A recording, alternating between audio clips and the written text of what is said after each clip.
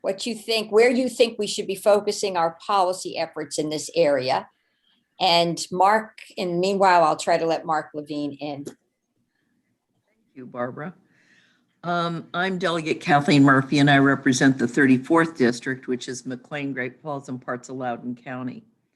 You know, since the very first bill I ever put in the House of Delegates was a bill to take guns out of the hands of repeat violent domestic abusers. And I was looking through the list, and every single year I put in a bill or two to take guns away from those who are sexually abusive or just simply abusive, and mostly in domestic situations. And until this last year, when the Democrats took the majority, each and every one of those bills, except for one, failed. I mean, they're very good bills, but gun rights outweighed a person's right to live safely in their own home.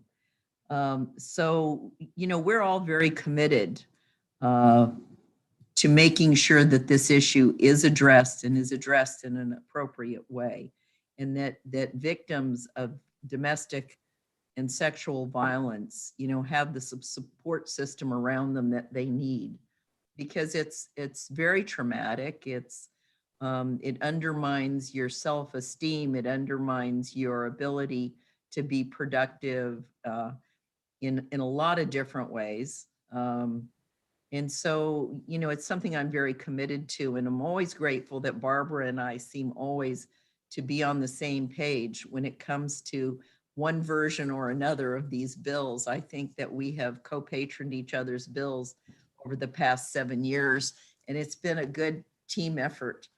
So I want to thank you, Barbara, for that, and thank Mark Levine for his really strong, loud voice in this issue arena. He has just been amazing. So this was a good year this year. We got a lot of good things passed, but of course we were limited by only having 7 bills that we could pass in the House of Delegates each because of the COVID restrictions.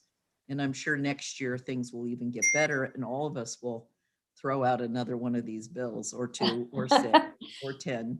Yes, there's always progress to be made. And thank you, Delegate Murphy. You have been a stellar advocate in this area. So thank you.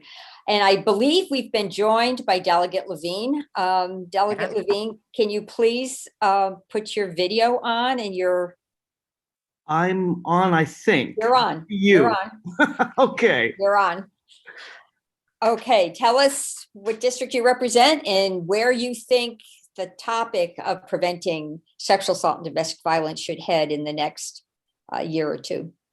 Well, thank you, Senator Favola, and also thanks to Delegate Murphy. I've enjoyed working with both of you on this really troubling issue. And it's a troubling issue that some of you know has affected my own life, my own family personally.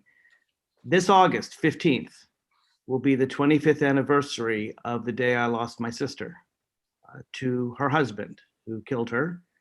And although my sister was my only sibling and my best friend, she hesitated to share with me. I thought we talked about everything, but it wasn't until a few months before she died that she disclosed to me the abuse she had suffered. She was embarrassed. And I think one of the most troubling things we have about domestic violence, sexual violence, is that the survivors are embarrassed. And they have nothing to be embarrassed about. It's the perpetrators who should be ashamed, should be locked up.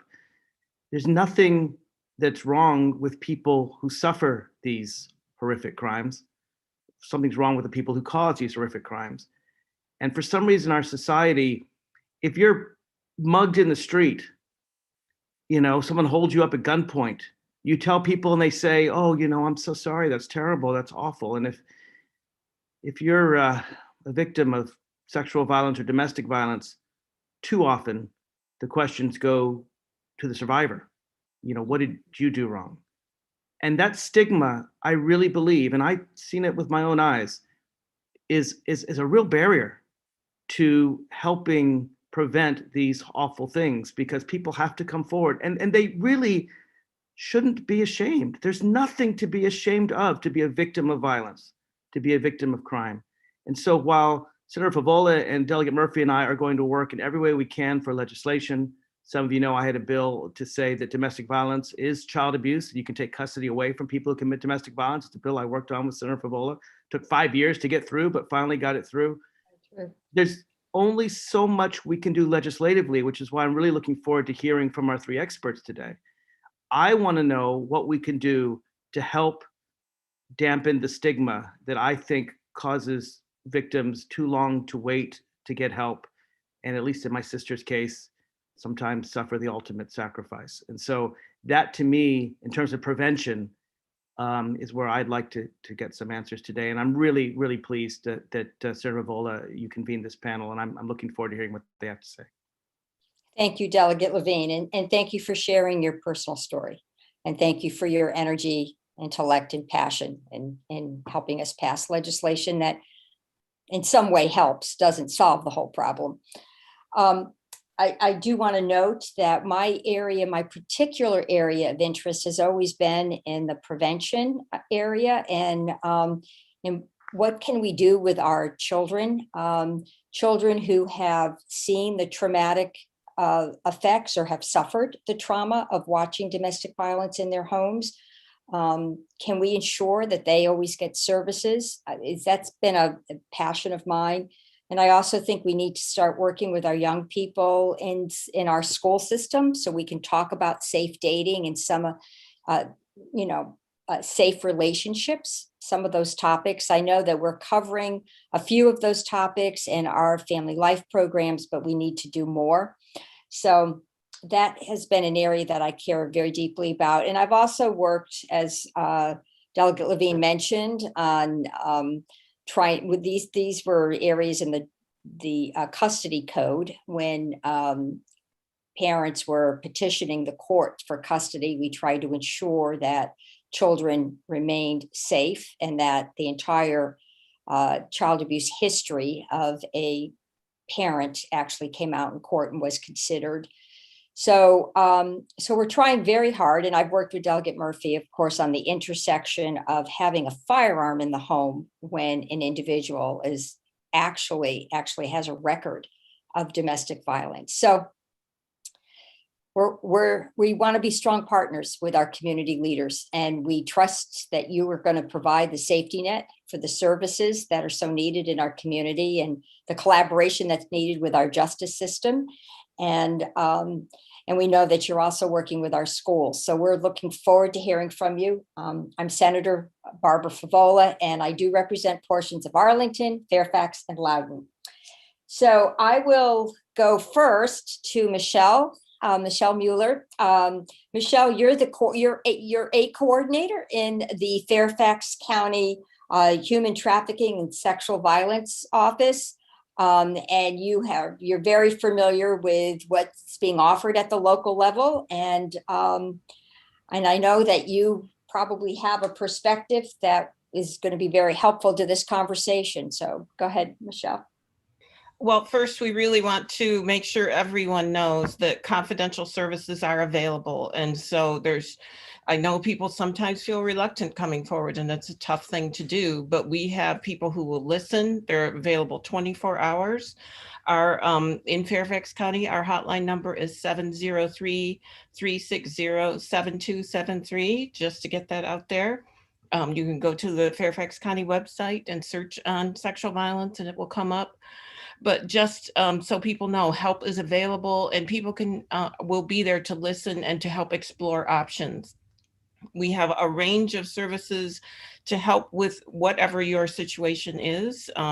So we have free counseling, we have court advocacy services, we have access to emergency housing, resource referrals, and accompaniment during those important forensic medical exams that Ariel will tell you about. And we also offer support groups and counseling for family and non-offending partners of victims, which is sometimes very important to help recovery.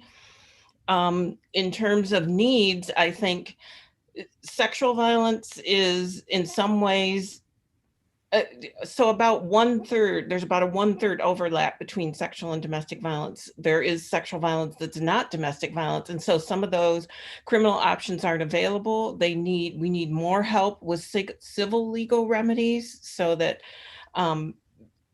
victims can protect themselves in other ways besides the protective order. So we can explore, we need more funding for that.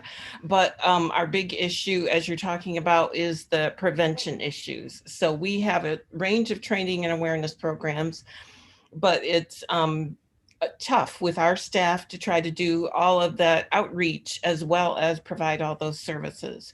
So we have done, what we've done in the last year is sort of combine all our outreach rather than separate human trafficking, domestic violence. We try to take a transformative, comprehensive approach. And our theme for the year is transforming the norm and trying to take advantage, jump on all the changes that have come from COVID to say it's a really good time to rethink how do relationships work? What is safety?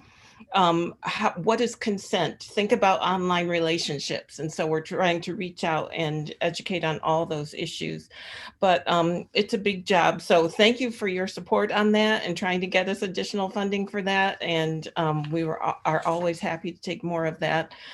And as you've talked about, reaching out to youth is crucial. So we have a full-time person dedicated to doing youth outreach. She's developed a curriculum, gets in schools when she can, has created a youth group. So they get together and talk about how to reach out to kids on social media, how to have campaigns, events. So through school is important, and we do partner with our FLE folks, but there's a lot more that we can do, and the kids know how to reach other kids. And so support for that is really important. I would say support also for sexual assault exams is really crucial, but Ariel will cover that more. I was on a group looking at that this year, and it was really terrible how underfunded those programs are throughout the state. I think one issue you may not be aware of is we have a strong coordinated community response. So one thing our office does is coordinates groups on domestic violence and sexual assault of all the providers, the criminal justice folks, the partners, and we get together regularly, talk about the issues, the trends we see, the resources that each other has, and how we can work together better. So that's a big really big issue, I think, that needs as much support as we can give it. But, you know, it's been a tough year with COVID. We haven't been able to get together. We've had to meet remotely. We've had to convert all our services to online. We've had to create new safety planning because, you know, if you're forced to move home from college with your uncle who abused you as a child, how do you cope with that? And you have no other options. You know, it's been a real nightmare. And kids, as you know, we haven't been able to reach them in school because they haven't been there. And that's where we used to catch a lot of that kind of early abuse. So it's been a tough year, and we appreciate all the support you've given us in the legislature. And we plan to help. Please let us know if you see trends, if you hear from your constituents about issues that are coming up, because we're not sure what the world will look like post-COVID. You know, we used to think it would end on a day and suddenly there'd be a lot of parties, and that would lead to a lot of dangerous situations.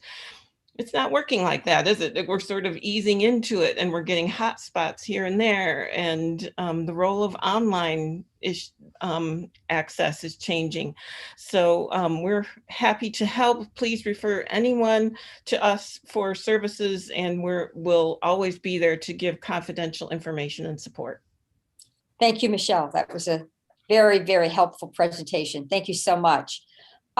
Next, we'll hear from Ariel Ward, and Ariel heads the Inova FACT department, which is actually the department that is responsible for the SANE exams, sexual assault nurse examination exams.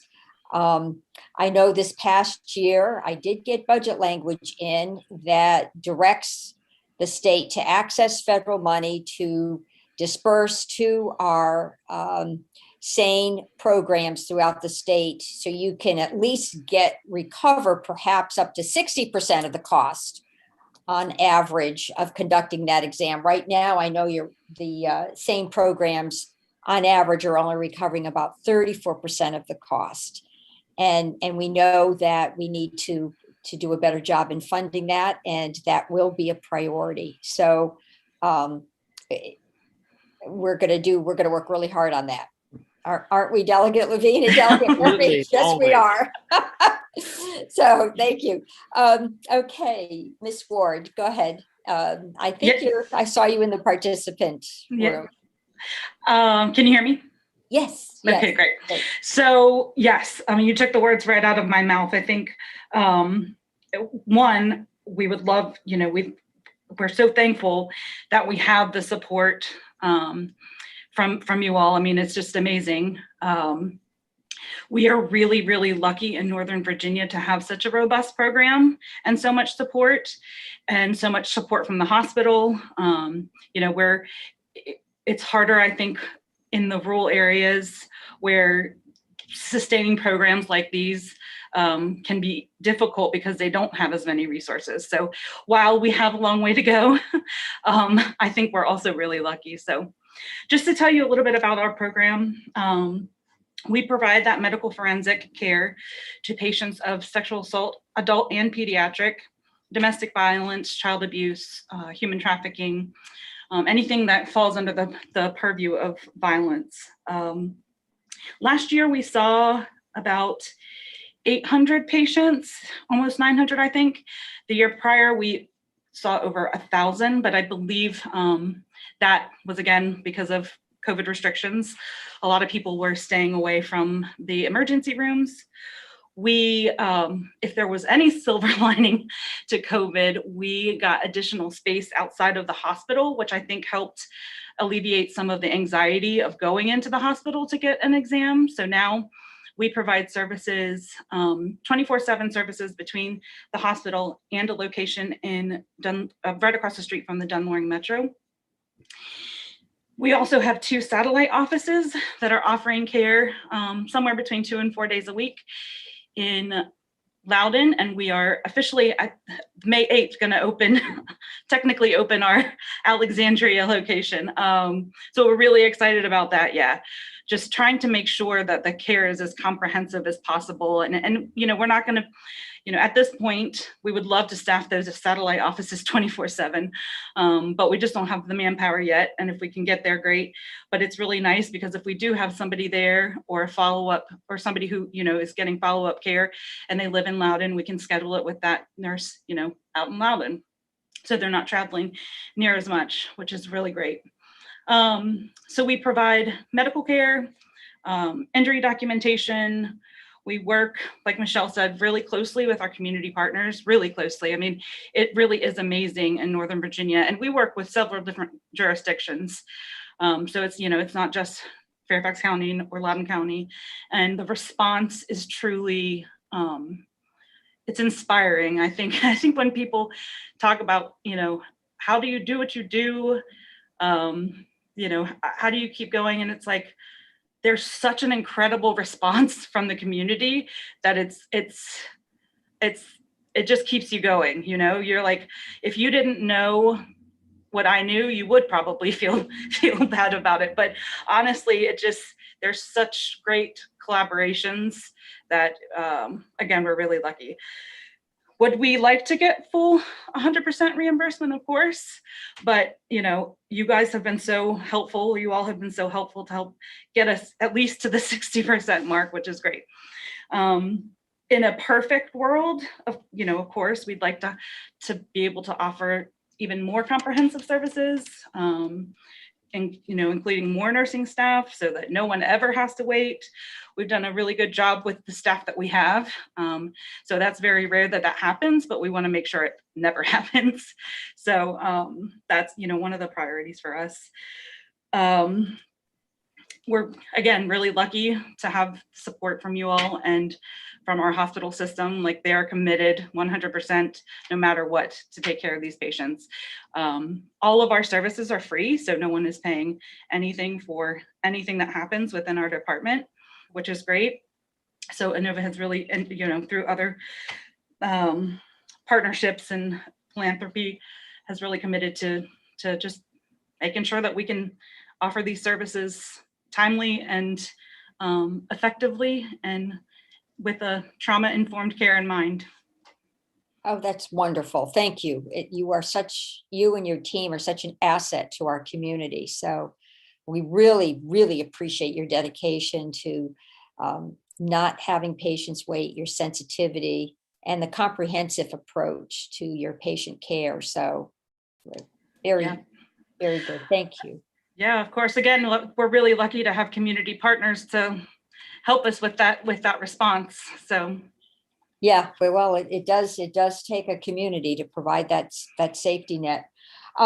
Okay, now our next panelist has sort of the broadest perspective on this topic, Rachna Krishnan, who is the new executive director of the Northern Virginia Women's Center. And as many of you know, that Women's Center does offer a range of services to survivors of domestic violence.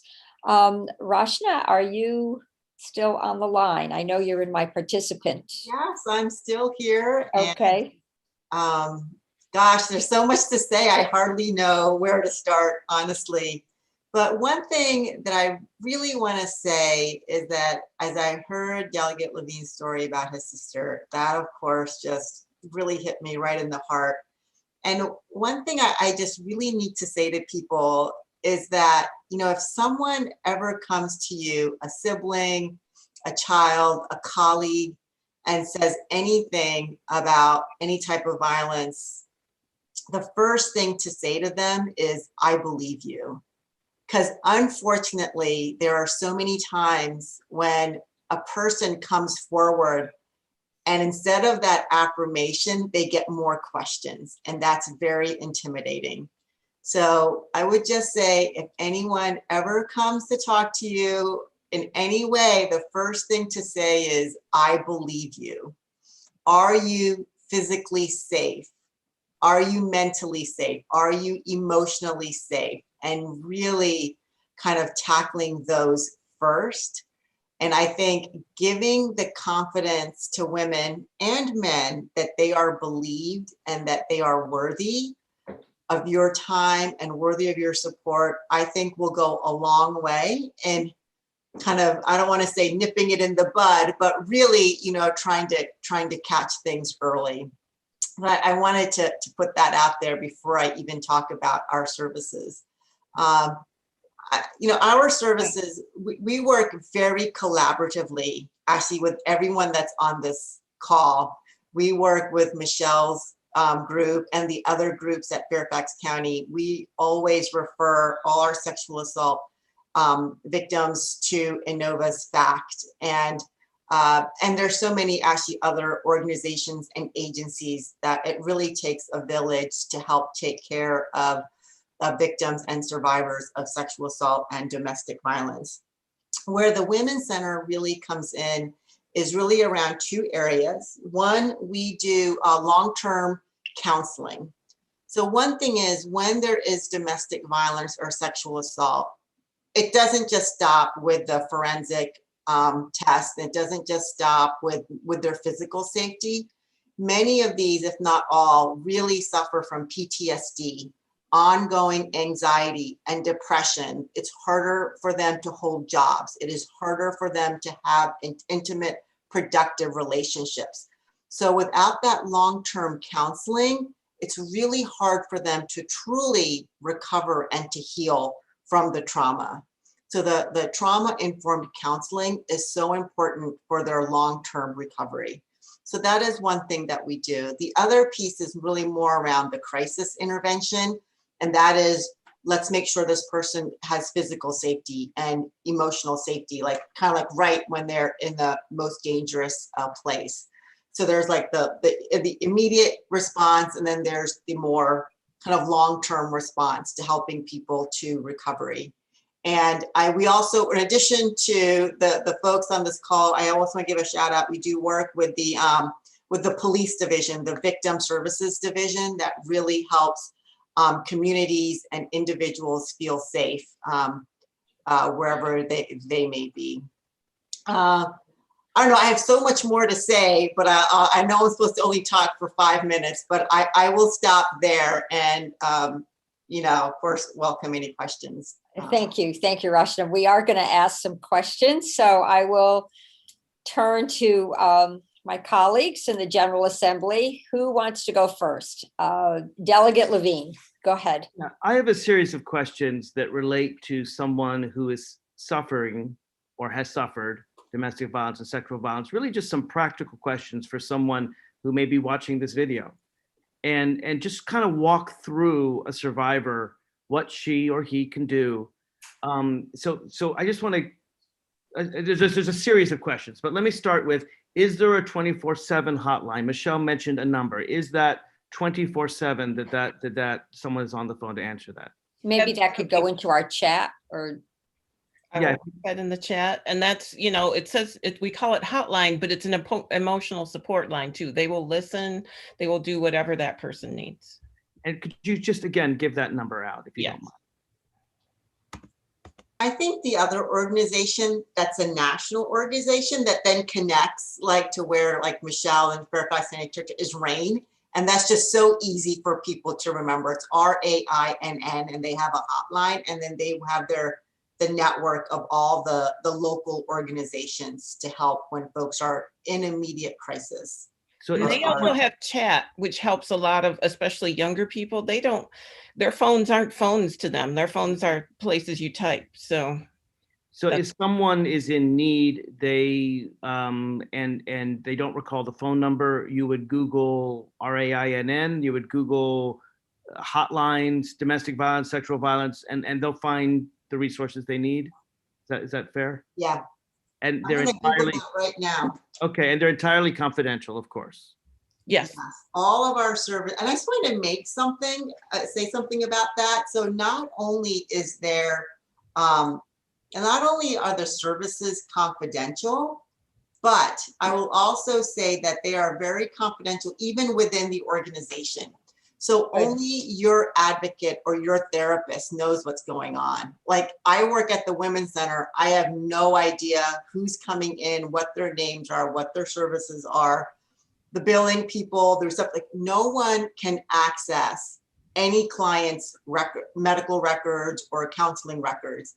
I cannot access them. I do not have access. So yeah, it's confidential, but it's really confidential. Even within an organization, people aren't going to know that you're there for counseling or that you're there for services. And I have a related question to Delegate Levine. So if somebody calls and clearly needs an intervention right then and there,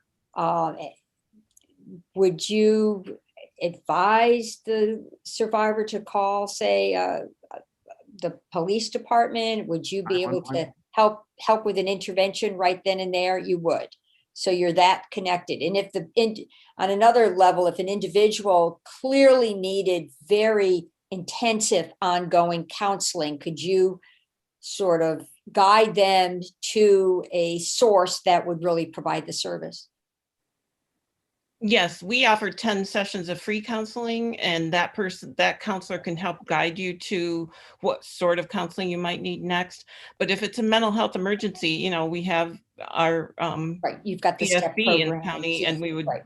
refer to them for sure. Okay, so that's what we mean when we talk about a coordinated community response. We're all connected here. We can figure out what a person needs and then get that service to them. Okay. And I think it's important to mention as well that every county has a sexual assault response team that works together to best sort of to provide a cohesive, collaborative response. And one of the nice things is the focus a lot of times is really, okay, if this is the point of entry, meaning they call the hotline, then the hotline knows okay, we're gonna, hook them up with advocacy Right. or excuse me, medical care or whatever they may need. And the same is true of us. So if we have someone who's coming into the hospital, and that's the point of entry, is the emergency room, that we're contacting our other community partners to help provide those services. So it really is very comprehensive. And very connected, like a safety net. Delegate Levine. Yeah, so following up on actually a couple things. I guess I'll ask them each. First, just to Rachna, you said people need long-term counseling. And Michelle offered very graciously 10 sessions, and that is gracious, particularly since they're free. But 10 may not be enough. What resources are available for someone who can't afford to pay for the long-term counseling that they need to overcome this? Very good question. horror? So that's when a person would really come to the Women's Center, honestly. So that is what we are really good at, is the trauma-informed counseling. And we are, so we have many therapists on staff, and we accept all patients, and we don't turn anyone away based on their ability to pay. So we accept insurance if you have insurance, but if you don't have insurance, we have reduced fee sliding scale. And that's why we need funding. We need funding to cover those costs, to pay those therapists so that they can provide the long-term trauma-informed counseling. That's really what we do. Yeah. Can someone just walk into the Women's Center? I mean, just 9 to 5? I mean, I know there's COVID now, so maybe now's not the right time to ask the question, but in general, can someone who's scared just walk in? So really someone could walk in, or now with COVID, of course, people call, and the person who gets the intake coordinator, it's called, or our information referral lines, they'll talk to the person, do an initial, like, what are your needs? And then if they need counseling, we'll work with what we call our intake coordinator to get them an appointment scheduled. Absolutely. Despite your name, there are men who are victims of domestic violence and sexual violence, whether in a gay relationship or even in a straight relationship. Does the Women's Center serve men who are victims of? We have toyed with the idea of changing our name or rebrand or something, but yes, 15% of our clients are men. 15% of our clients are actually men. And men are victims of domestic violence and sexual assault as well. I mean, it truly is, it's a reality, and we take care of everyone. We take care of everyone. We turn no one away. I have one more question for Ariel, and then I'll one more question, then I'm going to go to Delegate Murphy. Delegate Murphy. My question for Ariel is, are other hospitals, other medical centers, doctors, and so forth well aware you provide a unique service at Inova? And obviously we don't have the funding, we should, but we don't, to provide them to other area hospitals. How does someone who presents somewhere else get to you or get the trauma-informed and forensic care they need? That's really, really good question. And we're trying to make the response better through these sexual assault response team meetings. So for instance, like in Arlington County, we're working with the sexual assault response team to make sure that the folks at VHC have a very clear VHC, Virginia Hospital Center. Yes, sorry. Plan of care in order to get the patients to us. Sometimes we're working with folks, out in Fauquier. So the response, we'll do whatever we can to get people to us in the quickest way that we can. But one of the roles of these SART teams is to make sure that that information is accurate and it's to the frontline, folks that are working, right? So it's a big undertaking, but I think, I believe the statewide coordinator for forensics was approved. I don't know if it's been filled yet, but I think that's going to be a huge help to get that correct information to places.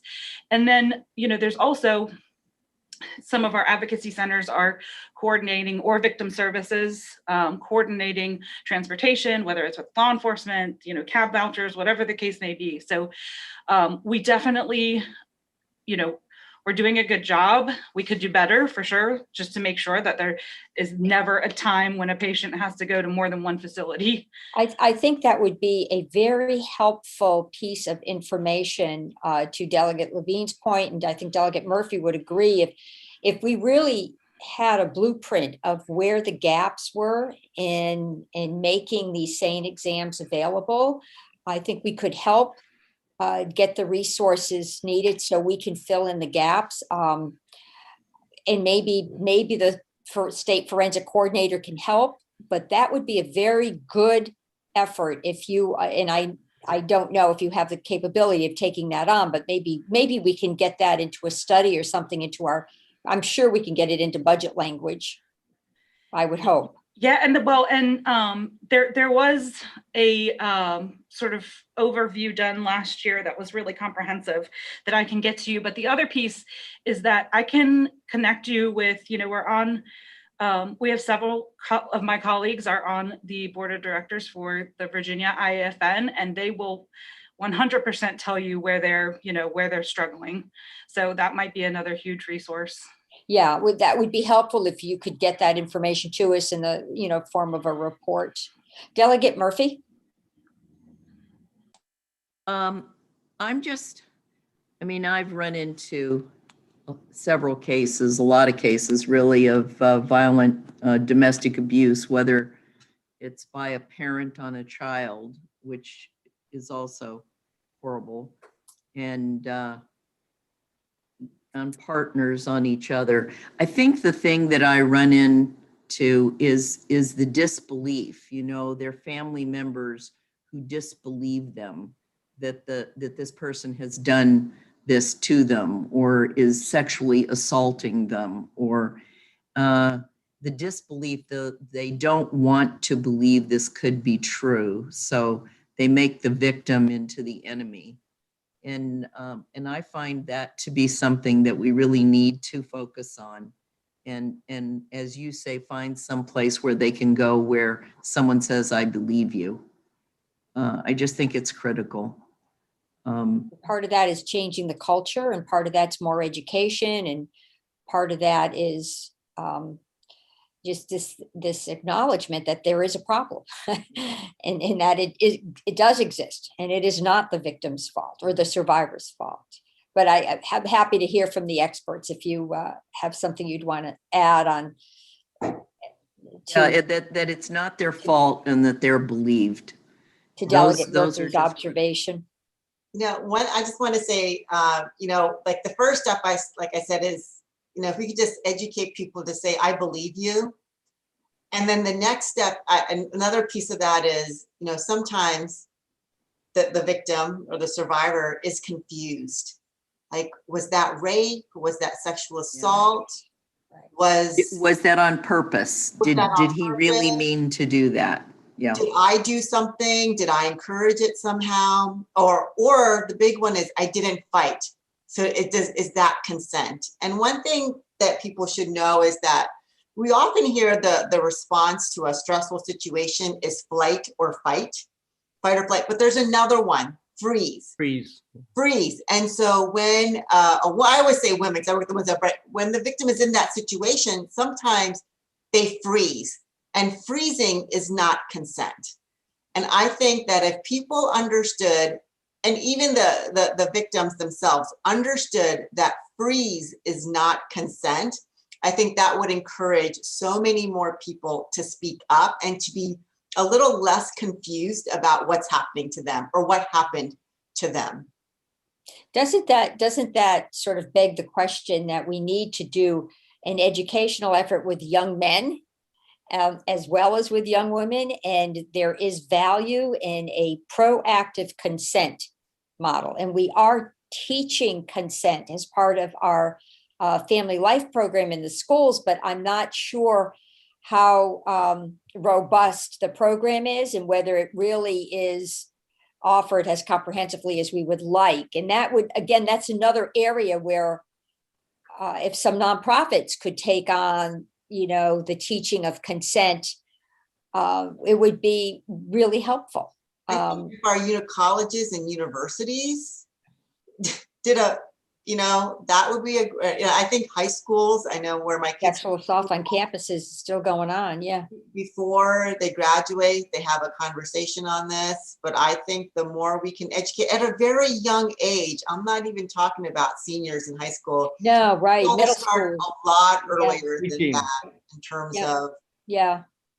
that education. But I think it's important. I think adults don't realize it, to be honest. Like, yes, we got to start with, like, we need to do that education awareness amongst all of us so that we can properly support our friends, our family, and colleagues.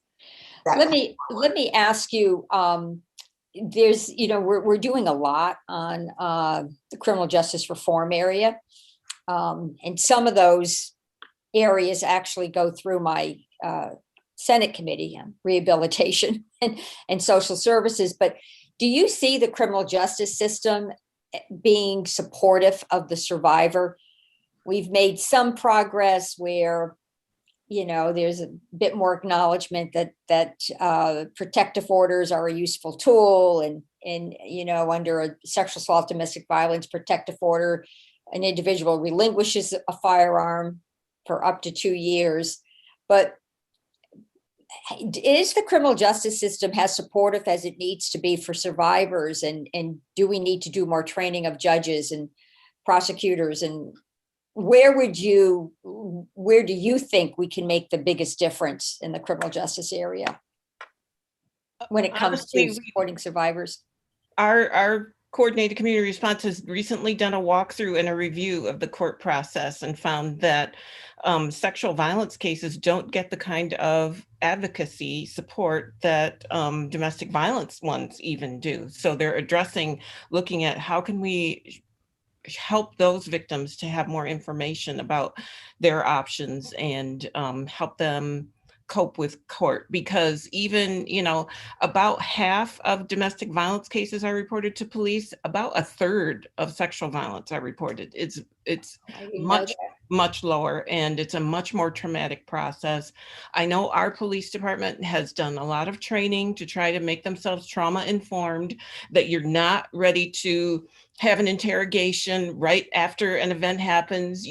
Memory is affected, emotion, there's all kinds of issues that you need to be sensitive to help that victim. And it shouldn't be a quiz of that victim to try to prove that they're telling a falsehood. That was the traditional approach. So I think Is there go a ahead. difference between sexual violence and sexual molestation? I mean, in a way, it's the same trauma, that someone is putting on a young person in particular. If it's not violent sexual abuse, is it just sexual abuse? Is that treated the same way? And that's what most sexual abuse, I was just reading a stat, 8% of sexual violence, a weapon is used. Most of the time it's manipulation, coercion, threat. Power structure. Yeah. I feel like that's the number one thing that we do when we are subpoenaed to go to court, is trying to explain to a judge or jury why there is no injury, why they could pass out from strangulation and walk away and be okay, why they can be sexually assaulted and there is no injury, and why in many cases it's normal to be normal. Because I think the idea is that you're sexually assaulted or a victim of domestic violence, you should have all these bruises and you should have all this. And that's just not always the case. So I think educating, if we can get to the judges or, those, and educate prior to being sitting on the stand, it would be probably very helpful. I mean, Yeah, I think that I'm taking a note on that. I think we should write a letter, the three of us, to our judges. We can go to, I don't have her name with me, but she does the training, and she's with the Virginia Supreme Court, and she trains all the judges on the circuit court bench. And maybe we should do a letter. I think that's a great idea. I mean, the lethality, the likelihood of being a victim of homicide if you've been strangled is incredibly high. So, and I just don't think people know it. They minimize it, One of the things that and I've gone every year until the last couple of years due to COVID.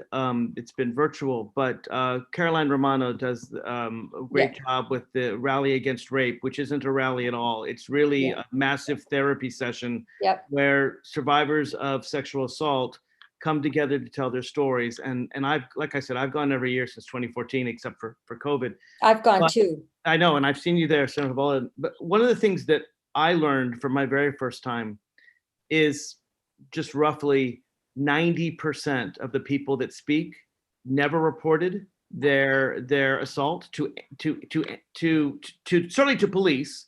And I would say about 2/3 of them come out the first time at that session and say, I've never told anyone this before, but my step uncle, da da da da, my boyfriend in high school, da da da da, they got ahead of the football team, da da da da. And because it's such a great safe space, and again, I think Caroline Romano does a terrific job, it's almost like some magic happens there out, again, pre-COVID, under the stars, in that atmosphere of just safety. But if there's anything that, could persuade people, I mean, not everyone can go, but just that the vast majority of these are not reported. And again, I guess it goes back to the thing I began with. There's this shame out there. And in some sense, it's bewildering because, again, these are victims, these are survivors. They've done nothing wrong. And whatever we can do to teach people that the people who should feel the shame are the people who've caused these things, and not those that have suffered from it. And I guess one of the problems I have with the court system is, I get it, you have to prove guilt beyond a reasonable doubt. I mean, that's in the Constitution, I understand that. But virtually everyone, and again, I've now heard hundreds of survivor stories, virtually everyone believes there was no way they could get justice, so why report it? And that's a self-fulfilling prophecy, right? If you don't believe you get justice, you don't report it, so you don't get justice, so you resent it. But to be fair, a lot of the people that do go forward, most of them still don't get justice. So they're not wrong, but I want to know ways we can improve the justice system. And one of the bills I put forward, and would love your support on, I may bring it back, is a bill to say that if someone, this is actually more of a domestic violence and a sexual violence bill, but to say that if someone, a perpetrator, has both a criminal and a civil sanction, that almost always those two are combined in one hearing, but due to some due process that I think we actually could combine together, the poor survivor takes time off work, gears herself up for some really heart-wrenching testimony, shows up maybe with witnesses, and then is told by the judge, oh, you're gonna have to come back for 3 weeks, for the criminal trial, because 99.999% of the time, the defense lawyer combines the two. And I'd like to, at the very least, streamline the process so that survivors don't have to go through that twice. That's one of the bills that I'd love your support on. But in general, anything we can do to make it easier for people to come forward and easier for them to get justice, I'm all in. And for the system to actually understand the issue and work. Let me hear from Rachna. I know that legal services are provided at the Women's Center. So if you would like to comment. Yeah, we don't actually get as deep into that. We partner with other organizations. But I just wanted to give an interesting statistic on when the victim or survivor comes in and there's no physical bruises or anything. Allison, who's our domestic violence director, sent this to me. How to hit a woman so no one knows was Googled 163 million times during 2020.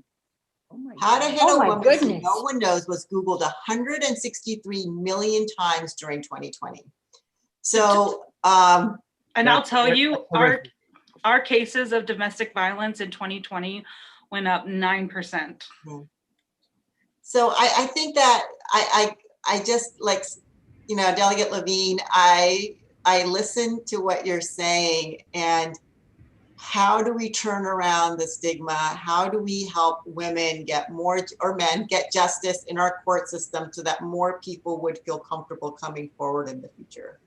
Because often the victim blaming and because they're re-triggered every time they have to get up in the front of the jury and kind of retestify that, they are getting re-triggered and re-traumatized every single time. So how do we streamline that process for them, and how do we help them get justice so that other women or men will come forward in the future as well? I mean, I think we need to raise this issue too with our Commonwealth attorneys. I mean, they have a whole committee that does legislation, Yeah. and they could give us suggestions. And we do have to talk to our judges about training. This has been very eye-opening, and I really appreciate our experts taking us through step by step how a survivor does interact with the system and where the system fails. But you guys you and the organizations you represent are doing yeoman's work in providing incredible services whenever you can and wherever you can. And we really are very, very appreciative. I will ask panelists to give us one last thought, and then we'll have to sign off, I guess. Well, I'm afraid time is up. I actually had one more question, but we'll save it for another day. We'll save it for another day. But it had to do with children seeking and reporters and teachers, and how, because children are not going to go through the same systems that adults are. So we'll leave that for another day.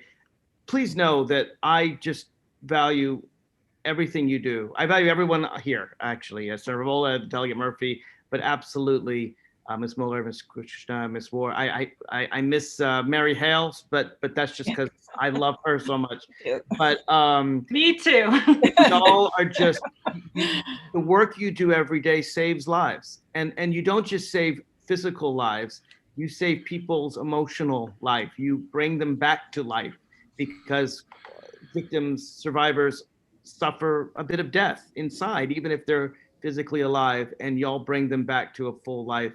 And so you're doing the work of the angels, and I just can't thank you enough. That's all I have to say. Delegate Murphy. Oh, I'm just saying thank you. Great. Thank you, because it's so important, and it's so important that we really get a grip on this and figure out how, from a very early age, to tell people violence is never the answer. So we've learned from you, as always. I hope this conversation was enlightening to our community leaders as well. We've got some work to do as a result of this conversation, and please feel free to help us and give us information and give us suggestions, because we want the state to be a really strong partner. Thank you all. Please stay safe and enjoy the rest of your weekend.